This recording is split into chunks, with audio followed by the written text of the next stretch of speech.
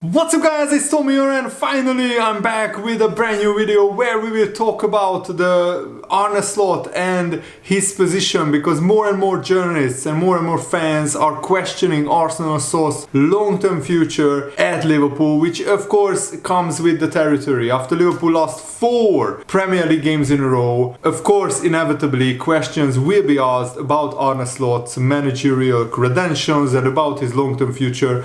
I think Arne Slot should be given this season to make this transition from the old Liverpool to the new Liverpool, because you could see against Frankfurt that when Liverpool can figure out the tactics, they can get it right, and Arne Slot is caught between the crossroads of the old Liverpool and the new Liverpool, so we will talk about that and how Arne Slot can figure it out long term tactically. But also it's very worrying that teams can bully Liverpool physically and with long balls. Many teams found a lot of joy over surpassing Liverpool's high pressing system, and also everybody knew Brentford were going to use long throws, and yet Liverpool allowed 3 long throws in the first 10-15 minutes of the game, and one of them ended up in the back of the net. One of them ended up in a goal, which is ridiculous. It's not good enough. But of course, Liverpool have so many new players in the team: Ekitike, Wirtz,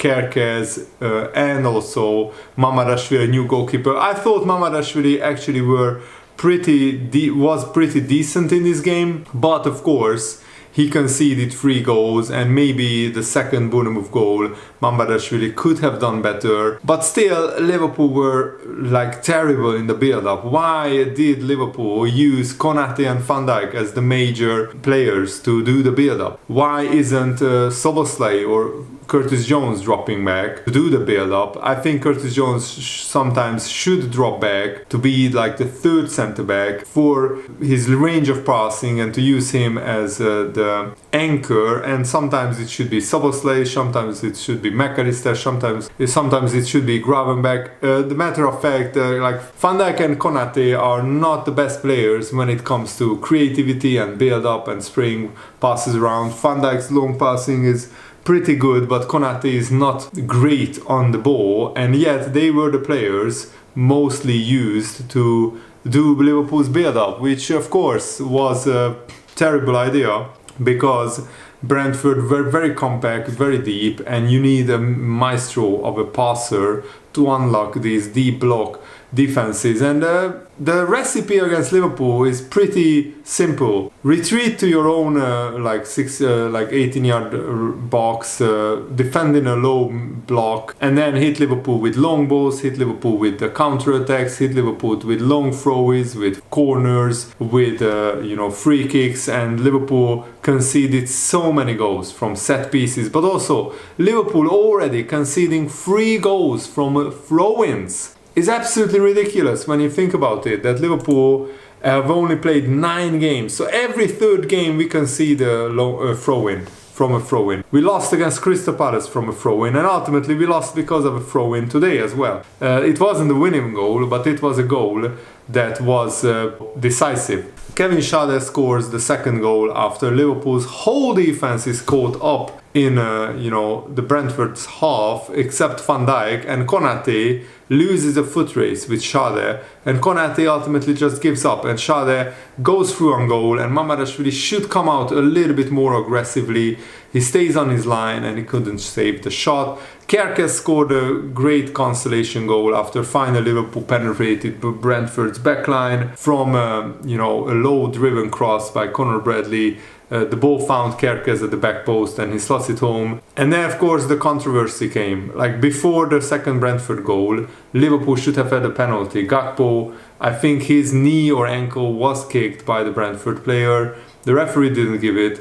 VAR didn't overturn it, and a minute later Brentford scored the second goal, and that was a game changer, because if Liverpool get a penalty, it's 1-1 most likely if Salah scores, and if Liverpool didn't get the penalty, it's 2-0. So that is a huge swing.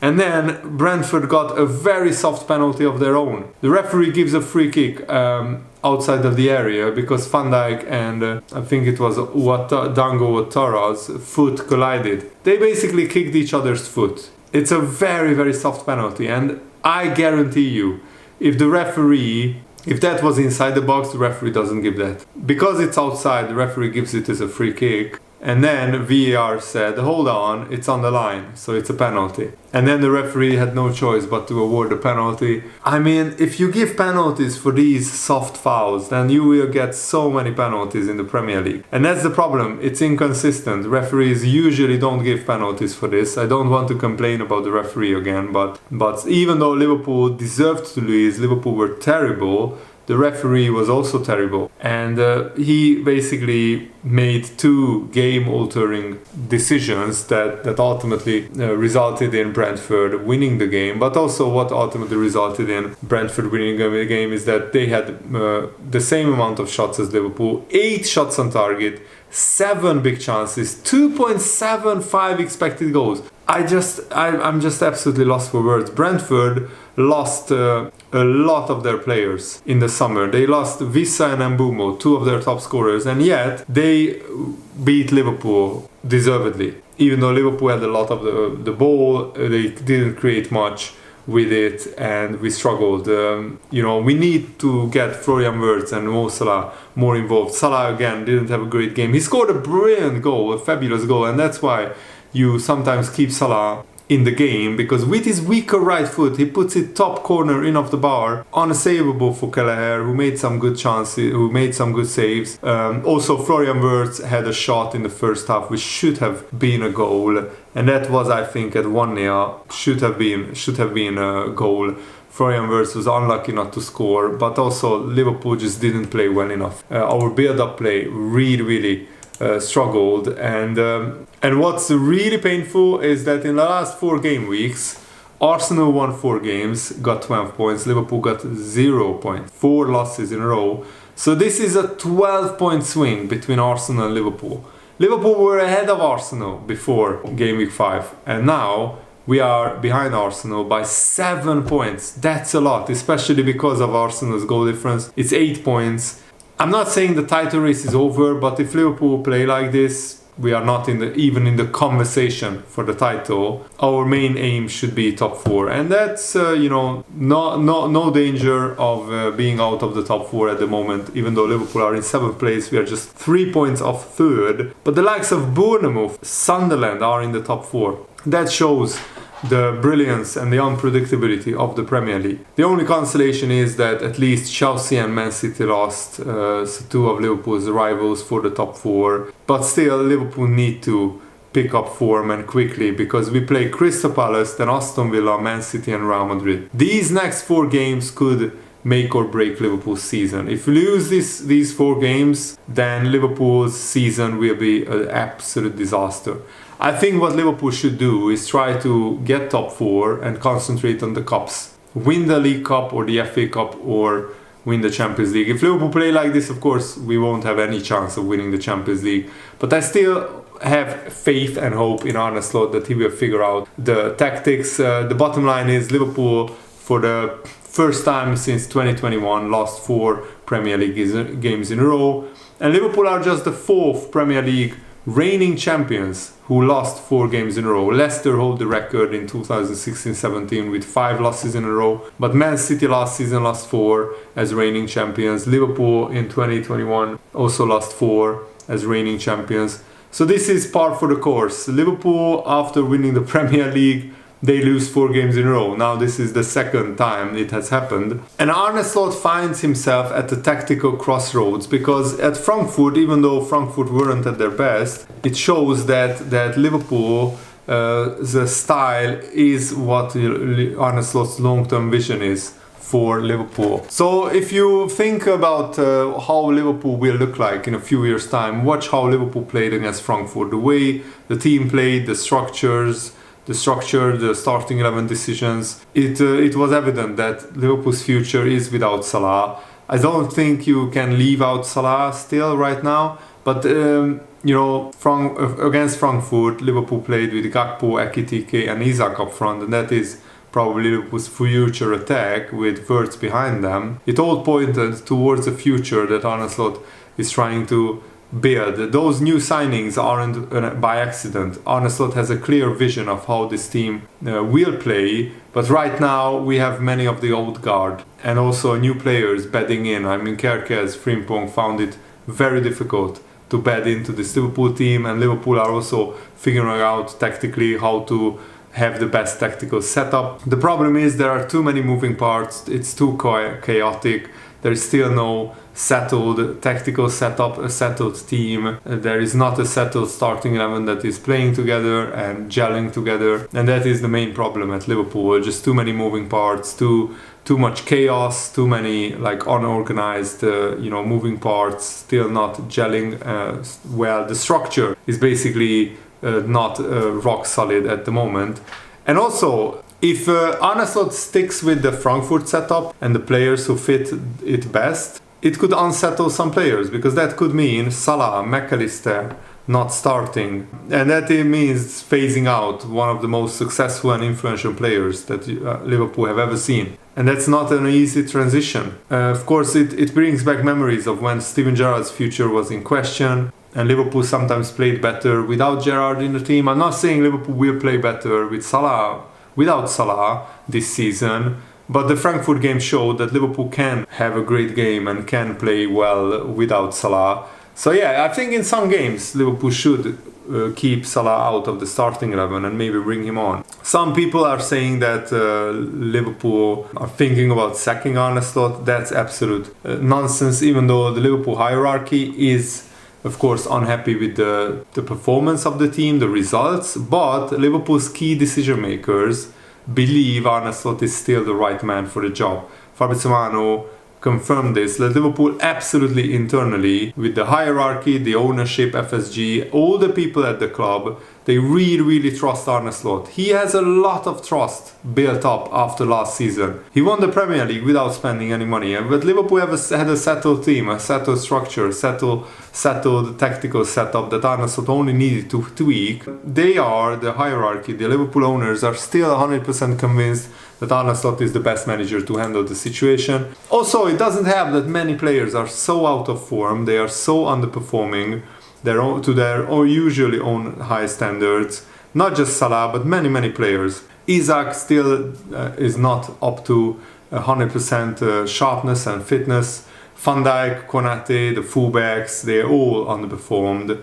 And Mamadashvili, of course, is in a new league, in a new team, and he's not Alisson. Sometimes Alisson made superhuman saves that helped Liverpool get points. Arne Slot also said that many times already teams have a certain playing style against us. Of course, it's a very good strategy. Every time we go 1-0 down, that doesn't really help. In the first 15 minutes, Liverpool conceded a goal in many games this season, which is also a big problem, because then teams can just sit back and soak up the pressure, hit Liverpool with long balls, counter-attacks, set pieces, and that is Liverpool's soft underbelly showing this season. Even though Liverpool didn't play well, Liverpool still scored 2 goals, created more chances that Liverpool could have scored from. But you cannot even compete if you physically and with intensity are not showing up, and that's the main problem. Liverpool didn't show up with intensity, with high pressing.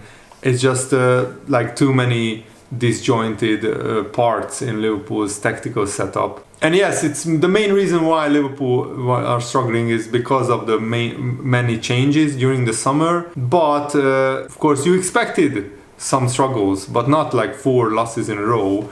Definitely. And it's always a bit of a bumpy road if you change so much. That's not surprising. But 4 losses in a row, I don't know if that has been seen as an excuse. But from the last 6 games, Liverpool played 5 away. And of course, that's not helpful if you are on the run of form that we are. Thankfully, Liverpool have Crystal Palace at home, Aston Villa at home, and also we play Real Madrid at home. So at least Liverpool have some home games. But I think Liverpool in some games should try that Frankfurt setup out with the 4-4-2 with Ekitike and Isak up front, with Gakpo playing on the left wing and maybe Frimpong and Soboslai on the right wing. I think in some games we could play Robertson and Joe Gomez as the fullbacks and just tell them just to stay back and form a back 4. And then, the width could come from Gakpo, Szoboszlai, even sometimes Florian Wirtz floating out to the left wing or the right wing. Jones grabbing back, and Szoboszlai could alternate in the middle. One of them could go on the right wing. Szoboszlai can play right wing as well, but Liverpool definitely need to switch it up and try to find a tactical setup that works long term. What Liverpool need is instead of flair and like attacking flamboyance, Liverpool needs stability and a robust defending. Get back to the basics of Liverpool defending well and resolute. And to have a rock solid defense, you can't have both fullbacks bombing forward. You can't have all the midfielders bombing forward. You need some midfielders to stay back, and also maybe play Joe Gomez at right back and tell him just sit back and form a back three and let Robertson or Kerkez bomb forward. Especially Kerkez, that's his main game. Frimpong is out injured anyway. Conor Bradley needs some rest, so play Joe Gomez in some games. So that's my opinion how Liverpool should solve this tactical conundrum, but of course I fully trust Arne Slot still to figure it out. Let me know your thoughts down below. What do you think about this tactical dilemma that Liverpool face? Let me know in the comments below, and thanks for watching guys. Hope you enjoyed this. Have a nice day. See you later guys. Goodbye.